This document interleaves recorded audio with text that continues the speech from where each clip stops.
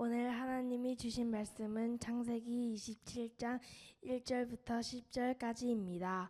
우리 이 시간 함께 말씀을 읽길 원합니다. 이삭이 나이가 많아 눈이 어두워 잘 보지 못하더니 아들 에서를 불러 이르되 내 아들아 하매 그가 이르되 내가 여기 있나이다 하니 이삭이 이르되 내가 이제 늙어 어느 날 죽을지 알지 못하니 그런즉 내 기구 곧 화살통과 활을 가지고 들에 가서 나를 위하여 사냥하여 내가 즐기는 별미를 만들어 내게로 가져와서 먹게 하여 내 귀를 적기 전에 내 마음껏 내게 축복하게 하라. 이삭이 그의 아들 에서에게 말하되 러브가 들었더니 에서가 사냥하여 오려고 들로 나가매 리브가가 그의 아들 야곱에게 말하여 이르되 내 아버지가 내 형에게서 말씀하시는 것을 내게 이르니 하시기를 나에 위하여 사냥하여 가져다가 별미를 만들어 내게 먹게 하여 죽기 전에 여호와 앞에서 내게 축복하게 하렸으니 그런즉 내 아들아 내 말을 따라 내가 내게 명하는 대로 염소떼에 가서 거기서 좋은 염소 새끼 2마리를 내게로 가져오면 내가 그것으로 내 아버지를 위하여 그가 즐기는 별미를 만들리라. 내가 그것을 내 아버지께 가져다가 드려서 그가 죽기 전에 내게 축복하기 위하여 잠수시게 하라. 이 말씀은 우리를 향한 하나님의 말씀입니다. 여러분 혹시 여러분들은 잘 모르실 수 있는 배우인데요. 국민 배우라고 불렸던 이순재 할아버지, 이순재 배우가 이번 주에 돌아가셨어요. 너 알아 누군지? 오 그래.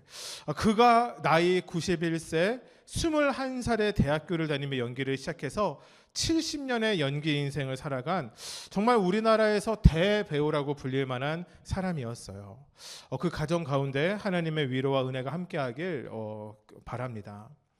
드라마에서 영화, 연극, 라디오, 연출, 예능까지 참 오랜 세월 참 많고 다양한 역할로 우리를 웃고 울리고 감동을 주었던 배우였어요. 여러분 그가 71년의 시간 동안 참여한 작품이 350편이래요. 참 대단하죠. 국회의원으로 활동했던 시기를 제외하고 삶의 평생의 연기를 쉼없이 달려왔던 배우입니다. 저도 이 이순재 배우가 나왔던 드라마 보았던 것이 기억에 났어요. 동의보감 여러분 모르시죠? 혹시 최 집사님은 보셨나요? 동의보감? 이때 이게 아주 이슈였는데 모르세요? 모르세요. 그러면 이건 보셨어요? 목욕탕집 남자들 기억 안 나세요? 이야, 여러분은 거룩하셔서 성경만 보고 사셨군요. 저는 이렇게 드라마 많이 봤던 것 같아요. 지붕 뚫고 하이킥 보셨어요? 거기에 이제 나오죠. 도화가 좋아하니? 왜요? 봤대요. 지붕 뚫고 하이킥. 그 다음에 2가 있었죠. 거침없이 하이킥. 이 2편에 다 출연했어요. 저는 무엇보다 이 이순재 배우의 삶을 좀 알았던 건 꽃보다 할배 시리즈가 있었는데 제가 너무 재밌게 봤거든요. 여기에 보면 정말 이 직진 순재라는 이름이 붙으며 모든 것을 진지하게 대하는 참 이 사람의 모습이 참 대단하게 보였다라고 생각이 들었어요. 그런데 기억에 남는 드라마가 따로 있어요. 바로 1991년 30년도 더 된 작품인데요. 사랑이 뭐길래 보셨어요? 이거는 진짜 유행했는데 여기에는 우리 청소년 친구들은 생각지도 못하는 유행어가 있었어요. 뭐냐면 이순재 할아버지가 그 아들이 최민수 배우였거든요. 그 최민수 배울 때 이렇게 얘기해요. 야 대봐라 이렇게 얘기해요. 기억나세요? 약간 이런 목소리인데 야 대봐라 뭐 이러면서 하는 거 있어요. 이게 그렇게 그때 당시에 유행했었어요. 30여 년 전에. 사실 지금 이 시대에요. 이 드라마 방영하잖아요. 그러면 여러 사회기관에 욕먹다가 중간에 내려야 돼요. 그러니까 이 드라마가 관통하고 있는 줄기가 있는데 자린고비 정신. 그 다음에 또 하나가 요즘에는 사용하지도 않은 사자성어 남존여비. 우리 들어보셨죠? 사실 집사님 세대에는 남존여비란 말 흔하게 쓰지 않았어요? 집에서도? 아니에요? 반응을 해주세요. 맞아요? 남존여비. 그러니까 이게 남존여비가 뭐냐면요. 우리 여자들 잘 들어봐요. 남자는 존귀하고 여자는 비천하다의 뜻이에요. 그거를 그냥 사람들이 얘기했어요. 여자를 보면서 남존여비 몰라? 남자는 존귀하고 여자는 비천해. 야, 요즘 이 이야기하면 여기만 문지사님이 쇼츠 딱 해서 이제 하면 이제 저희 교회 테러 당합니다. 이제 젠더들한테. 뭐 이렇죠. 이 30년 전에는 진짜 이런 생각들이 우리나라의 기조에 깔려 있었어요. 그래서 제가 기억하는 명절의 모습 중에 하나는 이게 있어요. 거대한 되게 좋은 이게 나무로 만든 탁자에 남자들하고 손주들만 모여서 번듯한 그릇에 이렇게 음식을 준비해서 명절에 먹어요. 그러니까 되게 잘 차려서 먹는 거죠. 그럼 여자들은 어디서 먹냐? 며느리들, 그다음에 딸들, 손녀들은 어디서 먹냐면 부엌으로 가는 입구가 있어요. 거기서 조그만 상 차려놓고 대충 쌓아서 남는 거 먹었었어요. 상상이 가요? 그러니까 먹는 거에 차별이 있어요. 명절 때. 그게 30여 년 전 이 땅의 모습이었습니다. 여러분, 그게 맞다라는 얘기는 당연히 아니고 그때는 그만큼 달랐다라는 얘기를 하려고 해요. 그러니까 이 사랑이 뭐길래 이 드라마가 제 기억에 남는 것은요. 이 드라마 안에 두 가정이 등장을 하거든요. 이순재 배우의 가정이 등장하고요. 하나는 하이라가 딸로 있는 가정이 등장하는데 그 남자 배우 이름은 제가 기억이 안 나더라고요. 이순재의 가정은 완전 가부장적인 이제 그 가정이에요. 이순재 할아버지의 남편이 김혜자 할머니인데 이순재 할아버지가 뭐만 마음에 안 들면 그냥 밥상을 뒤집어 엎어요. 그냥 막 그리고 막 이제 막 물 이제 샤워 막 그 아침에 세수를 할 때도 옆에서 아내가 뜨거운 물을 이렇게 들고 서 있다가 이제 할아버지에 맞춰서 그 뜨거운 물을 이제 해줘야 되는 거예요. 조금이라도 뜨거우면 또 그거를 확 뒤집어 엎고 막 이런 막 거칠어요. 그 모습을 그대로 보고 자란 아들 최민수도 아버지랑 똑같아요. 근데 이 최민수가 빠지는 그 사랑의 대상이 하이라인데요. 하이라 배우인데요. 최수종하고 결혼했죠. 근데 이 배우의 집안은 완전 분위기가 달라요. 아버지가 아침에 일어나면 아내를 위해서 따뜻한 커피를 타주는 자상한 아빠. 모든 것이 민주적이에요. 아빠 마음대로 하는 게 없어요. 항상 엄마한테 물어봐. 뭐 이런 매우 자상한 그런 거였어요. 그래서 이 둘이 만나서 사랑을 하게 되는데 너무 웃긴 거예요. 막 이렇게 얘기해. 에이, 어디 남자가 하늘, 여자는 뭐야? 땅이야. 막 이러는 거예요. 최민수는. 하이라는 그거 어떻게 그래요? 막 이러면서 이제 좌충우돌 이야기해요. 여러분들 모르시는 분들, 청소년들 집에 가서 한번 사랑이 뭐길래 찾아보시면 야, 이게 진짜 있을 수 있는 이야기야? 아마 이런 생각 들 겁니다. 제가 이번 주에 이런 것들을 좀 생각하다가 문득 저의 마음에 이런 생각이 들었습니다. 아, 참 사람이 다르게 성장할 수 있구나. 무엇에 따라요? 성장 환경에 따라서. 성장 환경에 가장 큰 영향력을 미치는 건 가정이겠구나. 어떠한 가정에서 자라났는지가 그 사람의 많은 것을 결정하는구나. 여러분, 다시 이제 오늘 말씀으로 좀 돌아볼까요? 여러분, 근데 이삭의 가정은 조금 독특합니다. 가정에 흐르는 절대적인 정서가 이 자녀들을 만든 것이 아니기 때문입니다. 오늘도 지난주에 이어서 같은 제목으로 설교를 하게 되었어요. 본문은 다른데요. 우리의 말씀의 제목 같이 한번 읽어볼까요? 시작! 빼앗고 뺏기는, 쫓고 쫓기는 치열한 삶을 살아간 사람 야곱. 오늘 우리가 다루어볼 가정의 이야기는 서로 다른 가정에서 일어나는 문화적 충격의 이야기가 아니라 한 가정, 한 아버지와 한 어머니 안에서 일어나는 참 안타까운 이야기를 다루려고 합니다. 저는 오늘 마치 이 이야기가 마치 한 편의 영화와 같다라는 생각을 하게 됐어요. 이 비극적인 가족의 이야기에는 감독이 있어요. 그 다음에 주연 배우가 있고요. 조연이 있어요. 그리고 마지막에 엑스트라까지 있어요. 이 감독은 누구냐? 어머니 리브가입니다. 놀랍게도 이 리브가가 이 모든 판의 계획을 짜는 사람이기 때문이에요. 그녀는 이 모든 사건, 즉 아버지 이삭의 축복이 장자인 에서에게 흘러가는 것을 중간에 탁 가로차서 야곱에게 흘러가도록 하는 일을 꾸미고 진행합니다. 감독이 누구라고요? 어머니 리브가. 주연 배우는 누굴까요? 주연 배우는 어떻게 연기를 해야 되는지 알아요? 감독의 지시에 따라 연기해야 돼요. 감독이 이렇게 연기하세요. 그럼 이렇게 연기돼요. 그게 누구냐? 바로 이삭입니다. 어머니의 말에 충실히 따른 야곱이 바로 이삭이 아니라 야곱이 주인공. 그리고 조연이 있어요. 조연의 아버지는 바로 아버지인 이삭인데요. 그는 이 사건의 모든 주동자이긴 합니다. 가장 중요한 결정을 내리는 사람이지만 너무나도 무능력해서 이빨 빠진 호랑이, 사자와 같이 나옵니다. 그리고 마지막 엑스트라에 바로 그의 형 에서가 등장합니다. 근데 사실은 엑스트라기보다는 씬스틸러 아니면 혹은 최종 빌런 같은 느낌으로 등장해요. 그의 등장에 이 모든 이야기가 1편에서 마무리되는 게 아니라 다음 주에 이어지는 2편으로 이어지게 되기 때문입니다. 여러분 기대가 좀 돼요? 오늘 이야기 재밌게 들으세요. 저기 대답 좀 하세요. 저기요. 괜찮으세요? 자, 이제 오늘 말씀 마치 이 이야기가 영화 같다 생각하며 우리 한번 오늘 말씀에 집중해 봅시다. 먼저 지난주 말씀을 한번 좀 떠올려 볼게요. 쌍둥이 형제가 태어납니다. 누가 먼저 태어났다고요? 형 에서가. 야, 무서워요. 여러분, 애가 어떻게 태어났는지 저에게 물어보지 말고 집에 가서 찾아서 보세요. 중요한 건 애가 태어나는데 그 형의 발에 갑자기 뭐가 걸려 있어요. 뭐가 걸려 있어요? 탯줄이 걸려 있었어요? 아니요, 동생의 손이 걸려 있어요. 너무 무섭지 않아요? 동생이 형의 발을 딱 잡고 바로 붙어서 나온 거예요. 제 친구 중에 쌍둥이가 몇 명 있었거든요. 근데 물어보니까 2분 차이로 동생이 됐는데 억울해하더라고요. 야, 야곱과 에서와 야곱은요 2분 차이도 아니고 이미 형의 발이 빠졌을 때 손까지 딸려 나왔으니까 몇 초 차이로 나온 거예요. 자, 그렇게 해서 태어납니다. 20년쯤 지나가서 그들이 이제 성인이 되었었을 때 그의 형 에서는 익숙한 사냥꾼, 들에서 사는 사람으로 됩니다. 그런데 동생 야곱은 어땠다라고 여러분 기억나세요? 그는 장막 안에서 살며 차분한 사람이었다. 근데 때마침 형이 사냥에서 돌아왔었을 때 형은 매우 주렸고 동생은 때마침 죽을 쓰고 있었어요.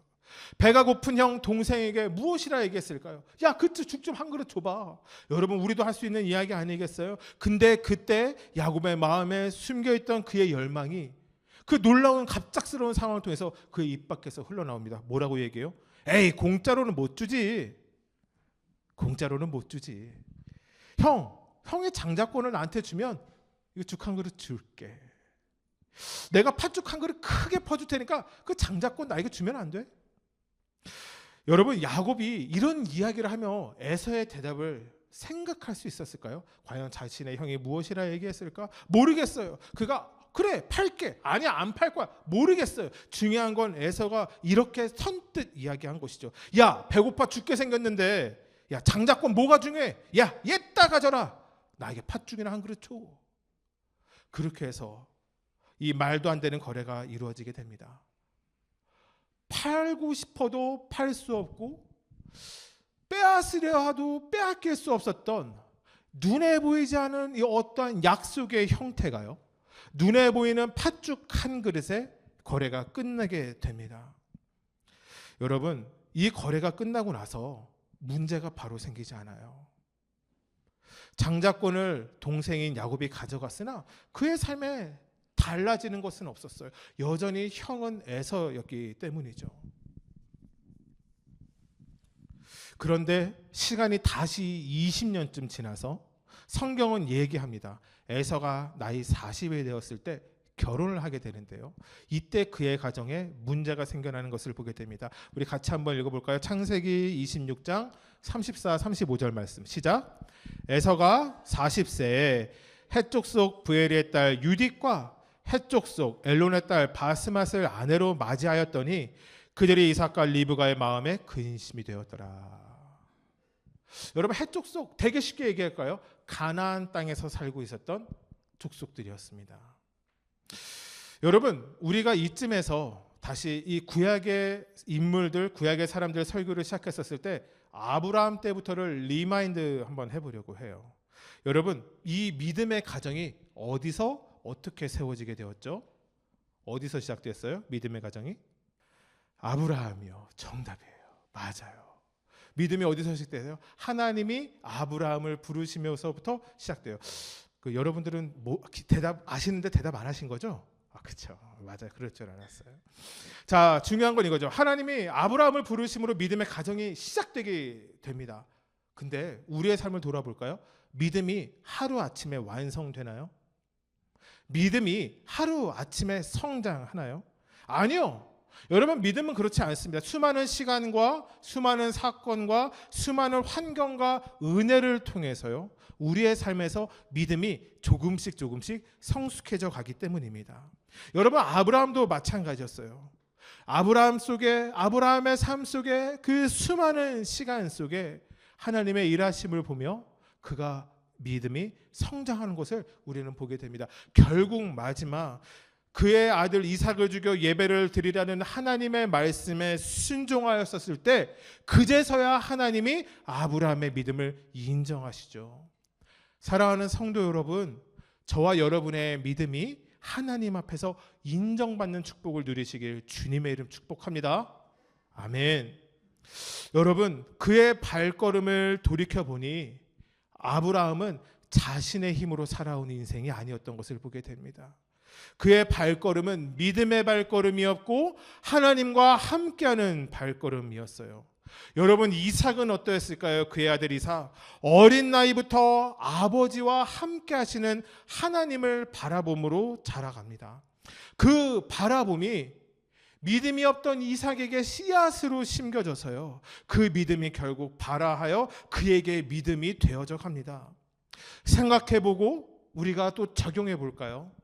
여러분, 우리가 은혜를 받아 하나님을 알게 되고 예수님을 믿게 됩니다. 우리의 삶에 서로 달랐던 그 시간들이 존재하죠. 아직 인격적으로 예수님을 만나지 못했다면 여러분들에게도 그 은혜의 시간이 찾아오리라 저는 믿습니다. 중요한 것은 예수님을 믿게 되면 우리의 삶이 하루아침에 달라질 수 있을까요?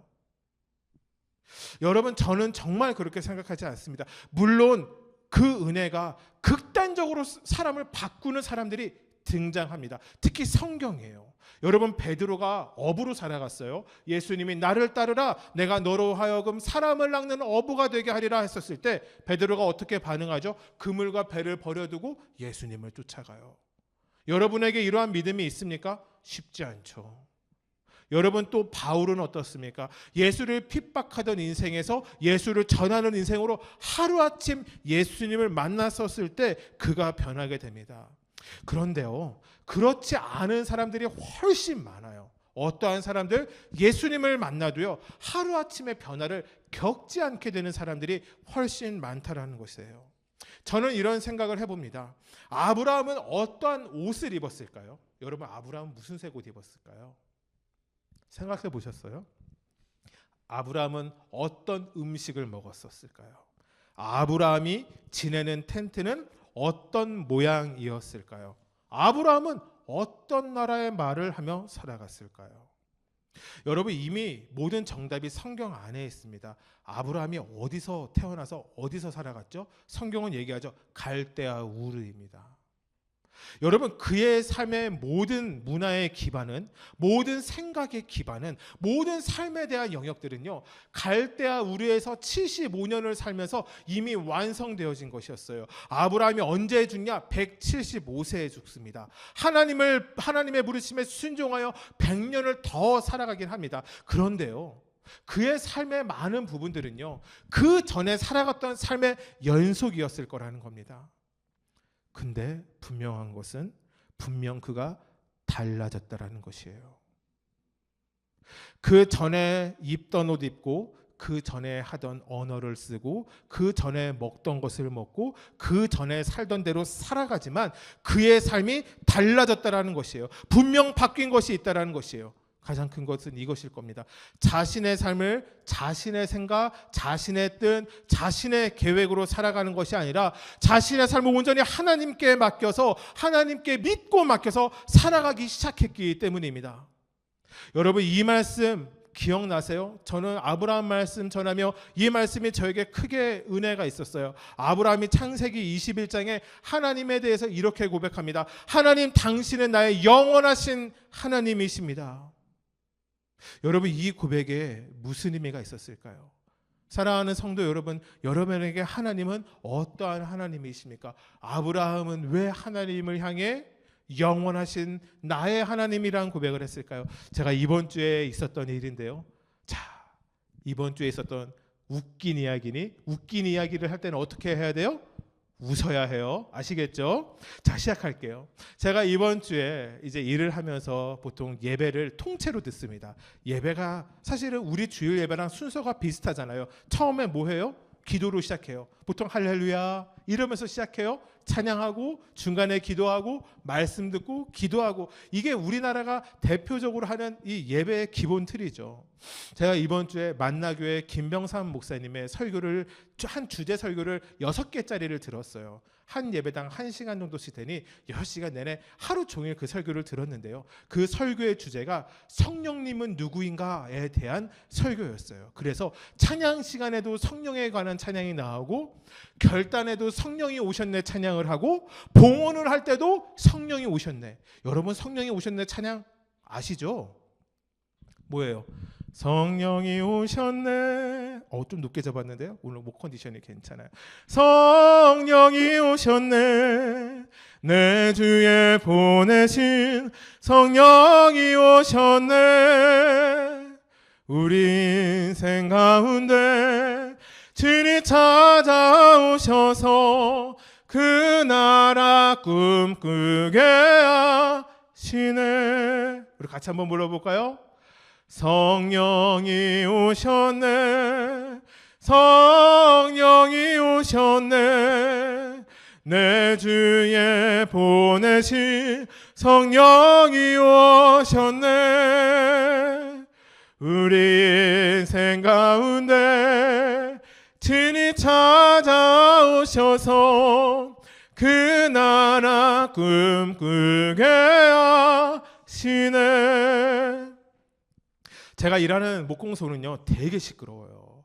진짜 시끄럽거든요. 막 타카도 치고 샌딩기도 돌아가고 드릴로 나무로 왕 이렇게 뚫기도 하고. 그래서요, 사실 제가 시작인데, 제가 올해 한 5월달 일하면서 찬양을 제대로 부르기 시작했거든요. 그러니까 찬양을 제대로 부른다는 건 2톤 정도로 부른다는 거예요. 근데 시끄러우니까, 사실은 시끄러울 땐 잘 안 들리는데 가끔씩 조용하면 사람들이 와서 봤어요. 뭔 상관이에요, 제가 찬양을 하겠다는데. 중요한 건 제가 그러니까 저희 반장도 노래 불러요. 저희 반장이 노래를 잘 못 부르더라고요. 근데 제가 용기를 줘서 그런지 엄청 크게 불러요. 중요한 건 제가 이 찬양을 불렀어요. 성령이 오셨네. 계속 부르는데, 그때 제 옆을 지나가다가 저를 이렇게 보더니 갑자기 물어보는 거예요. 누가 오셨다고요? 정말 이렇게 얘기했어요. 누가 오셨다고요? 웃긴 얘기를 할 때는 어떻게 된다고요? 웃어야 된다고요. 누가 오셨다고요? 하하하. 그래서 제가 얘기했어요. 성령님이 오셨어요. 그러니까 이렇게 벙 치더라고요. 그 다음에 물어봤어요. 성령님이 누구신데요? 그래서 제가 얘기했어요. 예수님이 우리에게 보내주신 분이 성령님이에요. 제가 진짜 그 다음에 이렇게 했어요. 반장님의 마음속에도 그 성령 하나님이 오시길 축복해요. 보통은 직장에서 이런 얘기도 안 하고 믿지 않는 사람한테도 이런 얘기 잘 안 하죠. 물론 제가 목사니까 그런 얘기를 할 수 있는 건지 모르겠지만. 그리고 나서 제가 눈을 다시 돌아서 다시 저의 일을 하는데 눈물이 픽 돌더라고요. 눈물이 왜 돌았냐면 이런 생각이 들었어요. 아, 이런 것이 우리의 삶의 고백이겠구나. 우리가 믿음 생활을 한다는 것은 우리의 삶에 하나님을 향한 고백이 나에게만 있는 것이 아니라 내 주변의 사람에게 흘러가는 것, 이것이 삶의 고백이겠구나.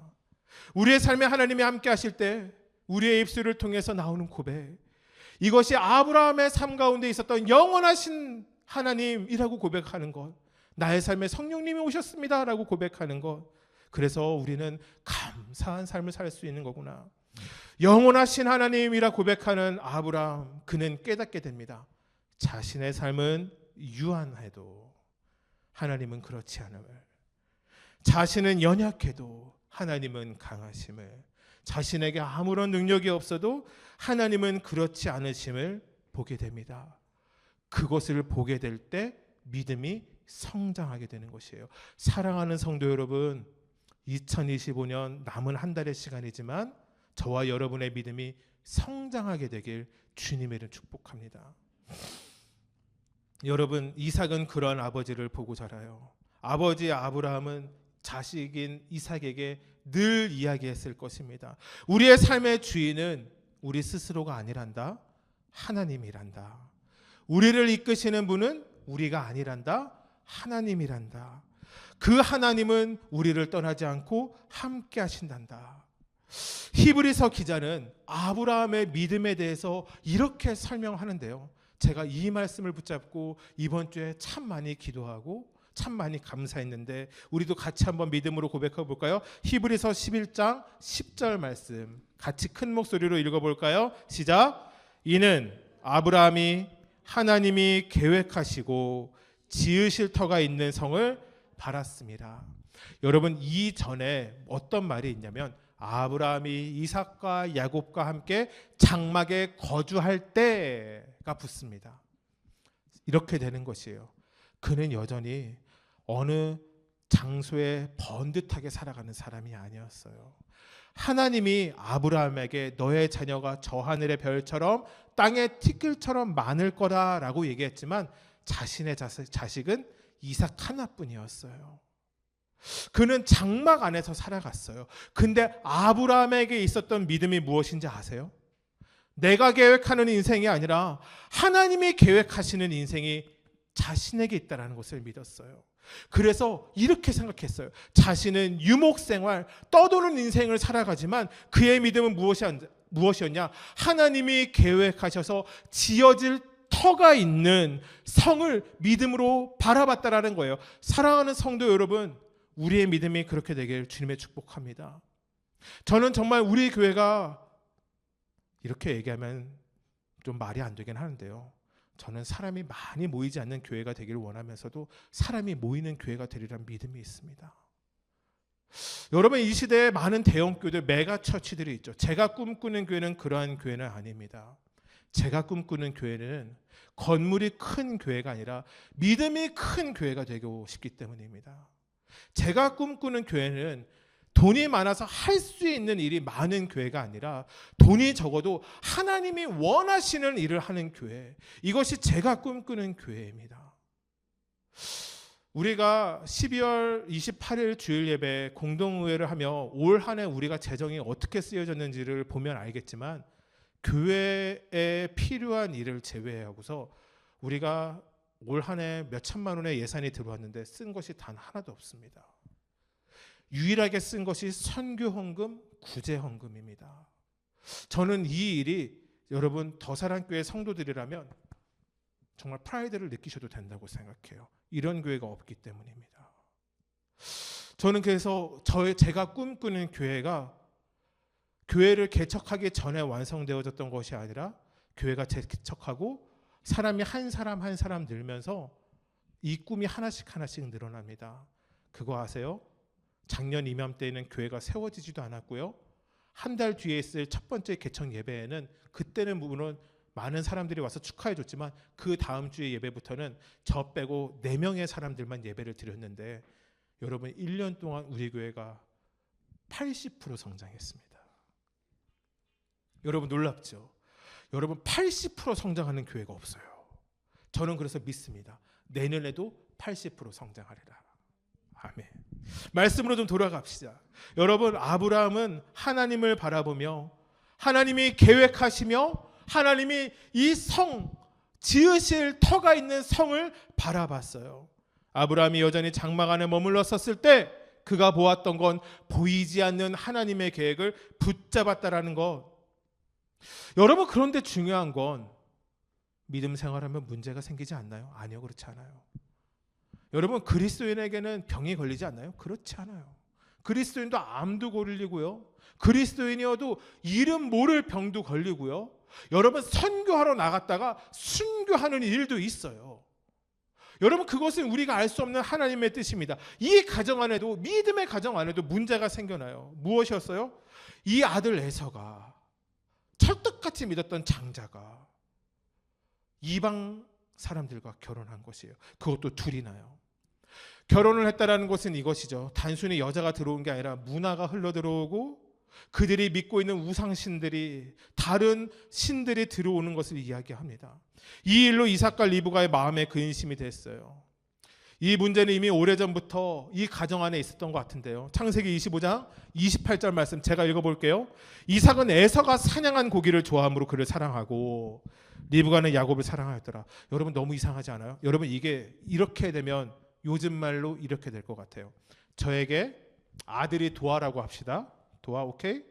두 번째 둘째가 하임인데 얘도 아들로 칩시다. 이렇게 되는 거예요. 도아가 알바를 해서 벌어온 피자로 인하여 도아만 예뻐하고, 하임이는 아들인데 알바를 안 해서 아무것도 안 사오니까 나는 하임이를 싫어했는데 하임이가 집에서 노니까 엄마를 도와서 가정일을 해서 엄마는 좋아했더라. 여러분 부모의 모습이 이게 맞아요? 자신에게 유익이 돼서 누구 한 사람을 좋아하는 것, 이게 맞는 이야기입니까?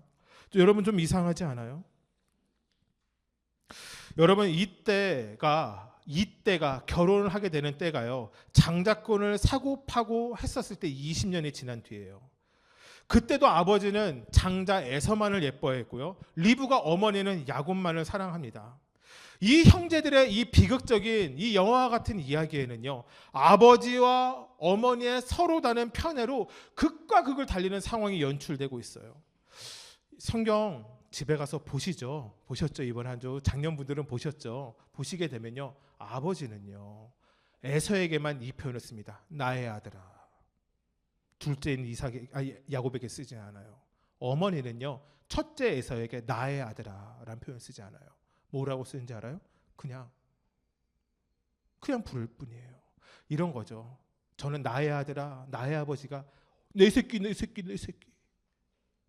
뭔지 알죠? 엄마가 엉덩이를 통통통통 때리면서 어이구 내 새끼, 나의 아들아, 이런 편애가 있었던 것이에요.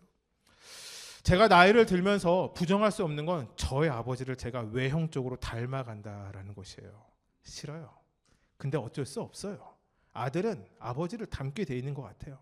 분명한 것은 제가 젊은 적에는 엄마 닮았던 것 같거든요.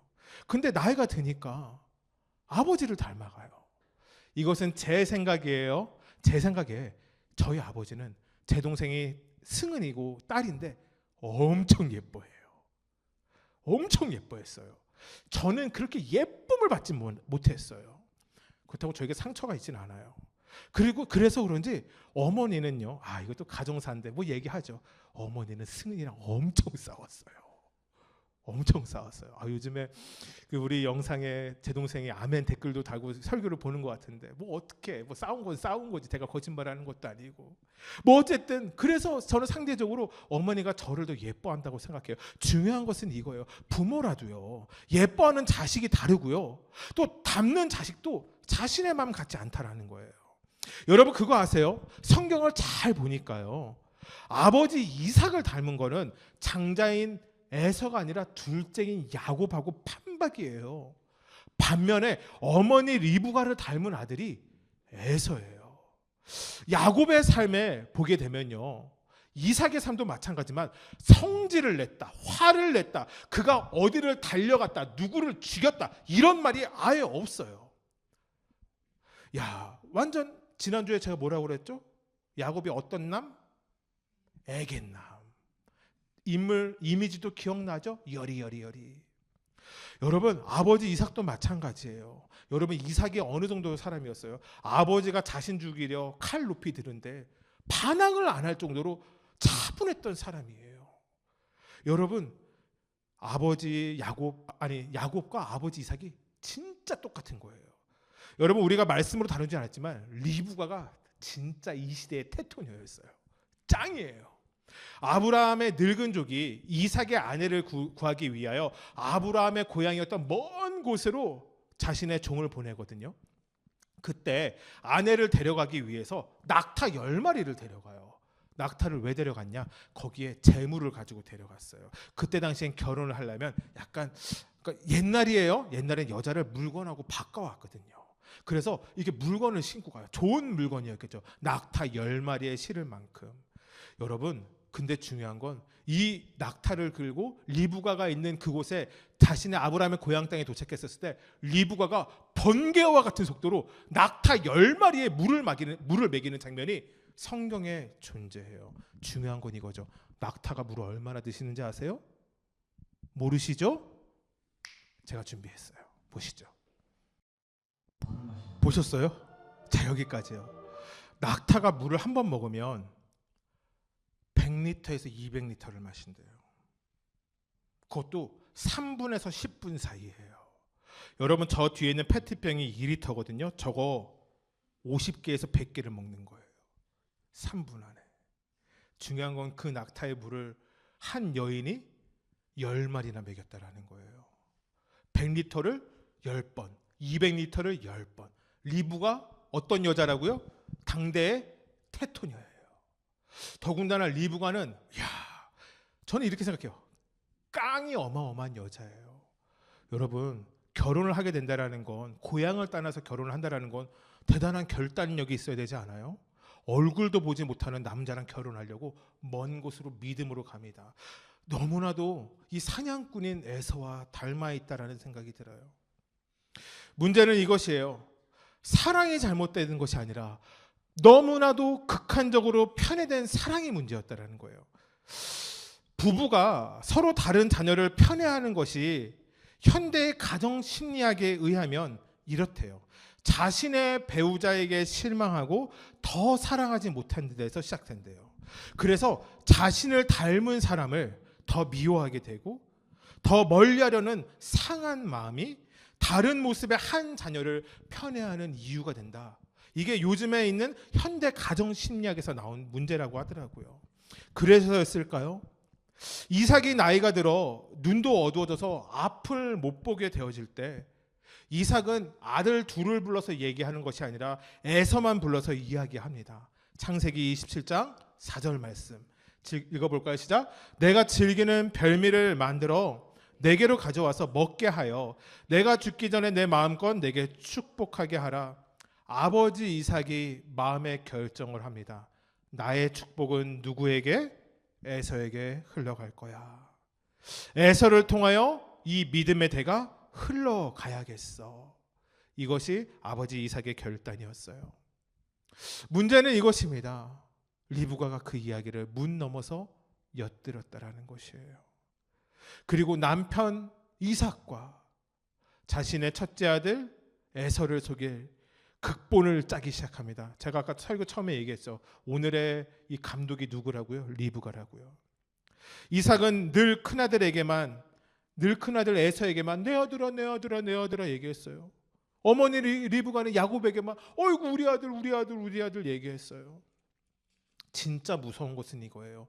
리브가에게도 믿음이 있고 하나님의 말씀을 들었음에도 그는 자신이 사랑하는 아들 야곱에게 축복을 받게 하기 위해서 저주받는 것도 두려워하지 않는 무서운 시나리오를 짰다라는 거예요. 주연이 누구라고 했죠? 리브가의 이제 이 뭐죠? 액션이 아니라 액션? 시나리오대로 연기해야 되는 이 야곱에게는 아무런 문제가 없었을까요? 아니요. 그에게도 숨겨진 열망, 아니 숨겨진 욕망이 있었어요. 그 몇 주 차이로 태어난 그 차이가 야곱에게 평생의 열등감이 됐거든요. 사실은 내가 저 자리에 올랐어야 되는데. 그래서 자신의 인생의 잘못된 선택을 어머니 손에 그냥 맡기게 됩니다. 여러분, 우리는 이 이야기의 뒤를 알고 있다라고 생각해도 되죠. 이 이야기의 뒤, 결국은 누가 축복을 받게 되나요? 야곱이 그 축복을 가로채게 됩니다. 에서가 사냥을 하기 위해 나갔었을 때 이 모자가 은밀히 움직이죠. 털이 없는 야곱의 손, 목 이런데 양의 새끼 염소의 가죽을 두릅니다. 왜 그랬겠어요? 거칠어 보이려고. 형 에서는 털이 많았는데 동생 야곱은 털이 없었어요. 매끈매끈한 살을 가지고 있었어요. 어머니 리브가가 만든 별미를 가지고 아버지 앞에 나아가요. 리브가와 야곱의 눈에 보이지 않는 이삭을 속일 모든 준비가 끝난 것이에요. 이제 말씀을 좀 정리해 볼까요? 속이면 속일 수 있는 것일까요? 아니, 진짜 중요한 문제는 이거죠. 속여서 축복을 받으면 그 축복이 진짜 나의 축복이 될까요? 모든 것을 준비하고 이삭 앞에 서게 될 때 성경의 말 한마디가 저의 마음을 참 어렵게 하는 것을 느끼게 됐어요. 창세기 27장 18절 말씀인데 제가 읽을게요. 야곱이 아버지에게 나아가서 내 아버지여 하고 부르니 이르되 내가 여기 있노라. 저는 이 생각이 들었어요. 야곱은 아버지에게 내 아들아, 내 아버지여 라는 말을 못하고 살았어요.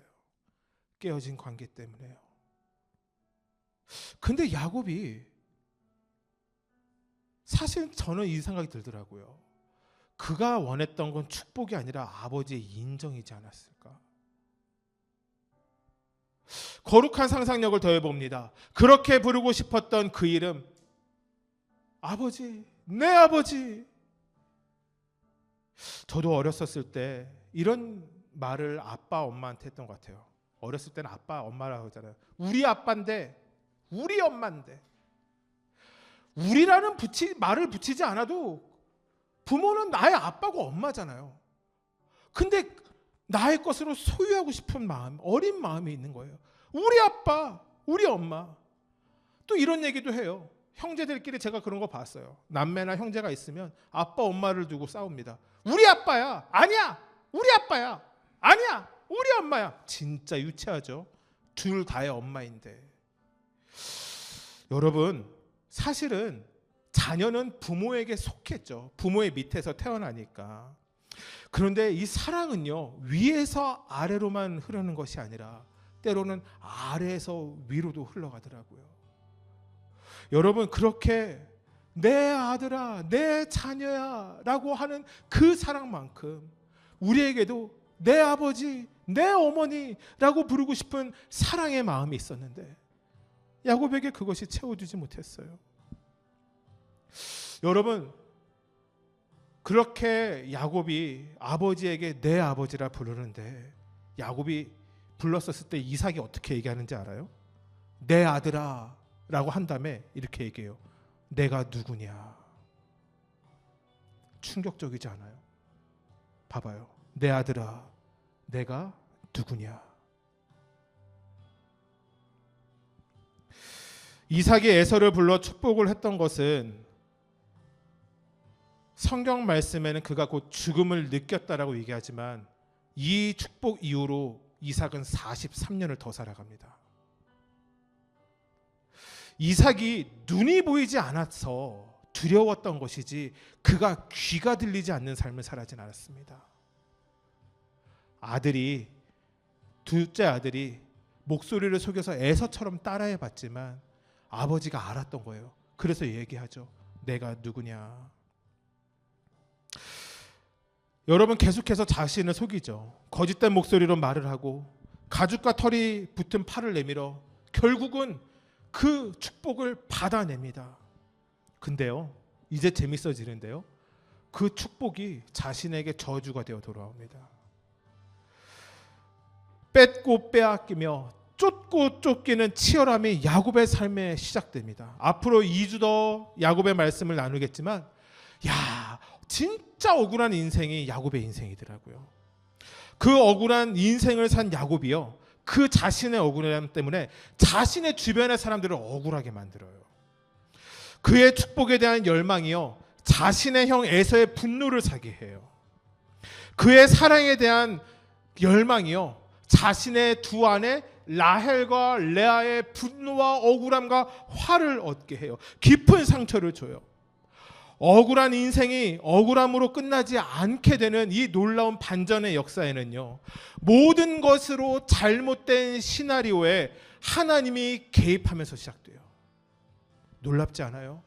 그의 모든 것은 거짓이었고 속이는 것이었고 빼앗기는 것이었고 억울한 것이었고 상처로 얼룩진 인생인데, 그 인생이 비극적으로 말미암은 단 하나의 이유가 뭐냐면 그 말도 안 되는 시나리오에 하나님이 개입하신다라는 거예요.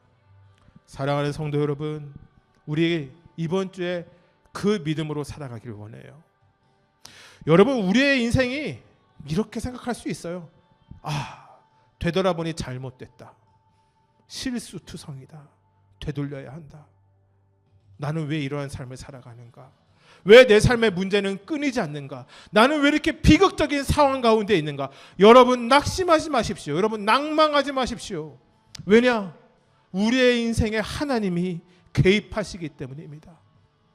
여러분, 아멘이십니까? 여러분 이 믿음 붙잡고 살아가시는 저와 여러분 되시길 주님의 이름 축복해요. 여러분 우리의 삶에 문제에 빠졌었을 때 하나님이 일하시기 시작합니다. 이번 주 여러분의 삶에 놀라운 하나님의 일하심을 맛보시길 주님의 축복합니다. 아멘. 우리 시간 같이 한번 기도합시다.